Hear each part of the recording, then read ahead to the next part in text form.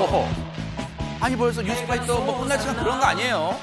진짜 이거 반가운 노래인데 아마 여러분 아실 거예요. 목소리만 들어도 아하 이 사람 바로 산울림으로 유명한 김창완 씨인데 저희가 갑자기 하정우 평론 왜 이 노래를 아니 벌써 이 노래를 지금 들려드리는 걸까? 이유가 있을까요? 산울림이 아니 벌써 45주년을 맞이했습니다. 어머 대박 사건. 77년생이었습니다. 산울림이. 와. 그래서 김창완 씨가 나이는 68세인데 네. 이 팀은 45주년이 돼가지고 지금 45년을 돌아보게 된 거예요. 네. 이 77년에 첫째 김창완, 둘째 김창훈, 셋째 김창익 이 삼형제가 이 그룹을 만들었거든요. 아, 원래 삼형제로 시작했어요? 삼형제 그룹이었는데 아. 당시에 이제 우리나라 뭐 락이라든가 여러 가수들이 대마초 사건으로 많이 가요계에 잡혀 들어와서 공백이 생겼었거든요. 아하. 그 공백을 메운 게 대학생들이었는데 네. 그 대학생 밴드의 선두주자가 산울림이었고 어머. 당시에 음악적인 센세이션을 일으켰었는데 네. 이들이 그 당시에 냈던 음반들이 네.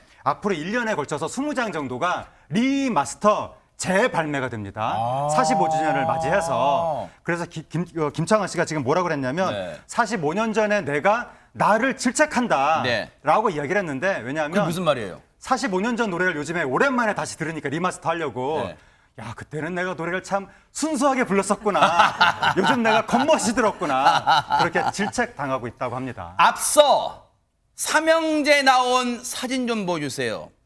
오늘 세 가지 면에서 놀랍니다. 먼저 산울림이 데뷔 45주년 됐다는데 놀라고 대박 사건 김창완 씨 나이가 68이랍니다. 대박 사건. 또 한 번 마지막 놀라는 거 지금 사진 보세요. 김창완 씨 완전 대박 잘생겼어요. 어머 어머. 김창완 씨가 저렇게 잘생겼죠. 훈남인가 아이돌 지금 아이돌급 요즘으로 치면요. 김창완 씨가 스스로 질책했다는 45년 전 산울림 노래 좀 들어보시고 이어가 보도록 하겠습니다. 내가 있잖아 여기 있잖아 문 좀 열어줘 방구도 써줘 밤이 새겠네 못 보고 가네 여기 있잖아 대박 사건 믿겨지십니까? 저 목소리가 산울림의 김창완 씨 형제들 목소리래요. 근데 저 당시 저 노래 그 뉴에이지 음악 같았네요. 전현평론가님. 당시 저 곡을 들은 많은 사람들이 깜짝 놀랐다. 왜냐하면 그 당시에 이제 펑크록이라는 분야가 굉장히 생소했었죠. 어허. 당시의 대상곡이 샌드 페브즈의 나 어떻게였습니다. 나 어떻게. 이건 좀 친숙한데 네네네. 저 창법은 당시로서는 굉장히 센세이셔널하고 일각에서는 좀 이상하다 이렇게 느꼈을 수 있는데 그래서였을까요? 금지곡이 되기도 했습니다. 어머. 그 이유가 네. 창법 혐오였다고 지금으로선 이해할 수 없는 사유인데 일각에서는 아 창법은 핑계고 가사 때문에 그런 거 아니야라는 해석도 나오는데 이 독재 정권을 향해서 젊은이들이 너무 답답하다 문 좀 열어달라라는 것을 표현한 것 때문에 혹시 금지곡이 된 것이 아니냐 이런 해석도 나온다고 합니다. 그래서일까요? 뭐 이후에 나온 곡들이 굉장히 초등학생들도 같이 부를 수 있는 재미있고 순수한 곡들이 많았습니다. 사나라 아버지는 다 아실 거고 어쩌다 보니 제가 노래를 개구쟁이 하는 노래도 있고 네. 이 노래 모르는 분들은 없을 겁니다. 한밤중에 목이 말라 그렇죠. 냉장고 문 열었더니 어머니와 고등어 맞아요. 그래서 혹시 이런 것이 영향을 미쳐서 아하. 오히려 이렇게 순수한 노래가 많이 탄생한 것이 아니냐라는 네. 해석도 있습니다. 정말 추억 돋는 그 노래 산울림 노래 한번 쭉 히트곡들 들어보시고 이어가 보도록 하겠습니다.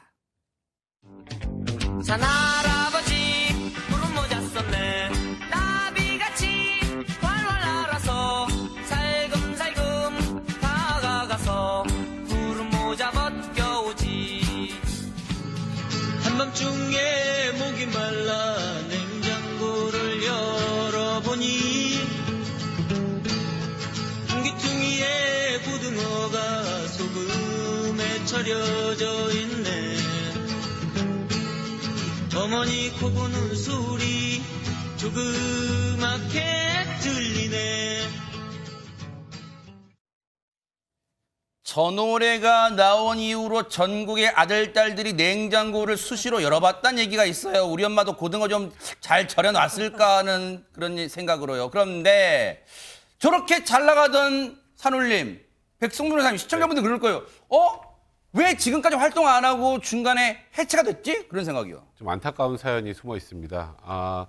지금이 45주년이죠. 예. 30주년이면 언제일까요? 2006년입니다. 아하. 2006년에 세종문화회관에서 30주년 기념 공연도 했었는데 이제 경제적인 이유 때문에 김창완 씨 말고 둘째와 셋째는 이제 뭔가 일을 같이 병행을 하고 있었어요.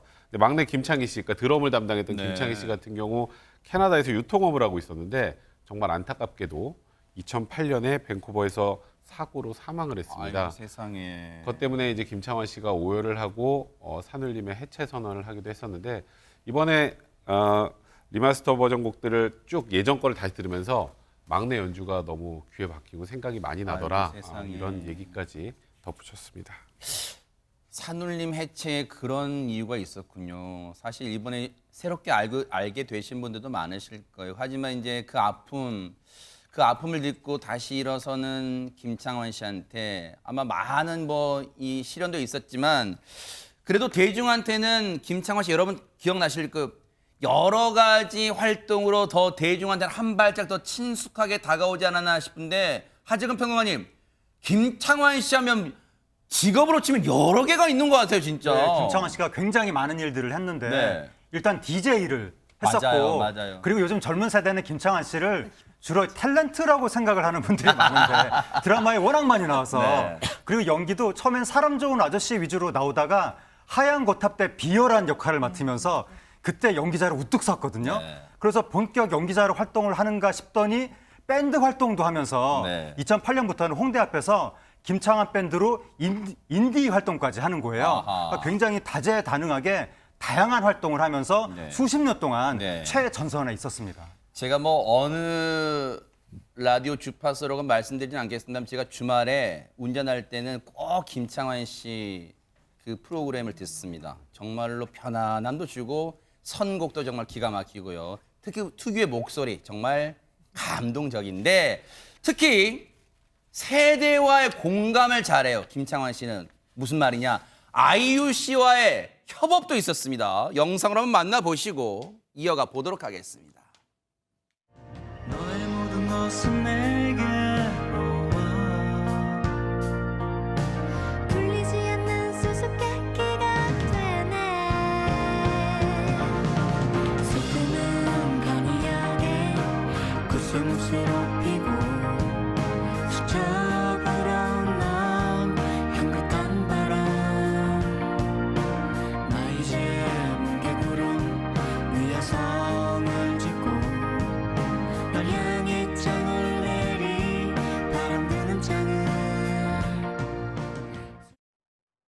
세상에 참 노래 지금 들어도 어디론가 떠나고 싶은 막 그런 누군가 그리워지고 그런 노래 막 있잖아요. 근데 허주연 변호사님 진짜 김창완 씨의 욕심은 끝이 없는 거 대체 어디가 종착역일까 그런 생각도 들어요. 저도 그게 궁금해요. 김창완 씨 공부도 잘했죠. 앞서 여러 직업도 했죠. 그런데 이번에는 화가까지 지금 어머. 화가가 됐어요. 그림에 그래요? 지금 그림을 오. 도전을 한 건데 서울 강남구의 한 갤러리에서 첫 개인전을 연다고 어머, 합니다. 세상에. 벌써 올해 1월에 단체전에 참여를 했는데 저기 딱 김창완 씨 작품 뒤에 있는 게 저게 김창완 씨 작품인데요. 근데 저것뿐만이 아니에요. 와. 그 김창완 씨가 산울림 77년에 데뷔했잖아요. 네네. 앨범이 한 30개 정도 나왔는데 와하. 그 앨범 자켓이요.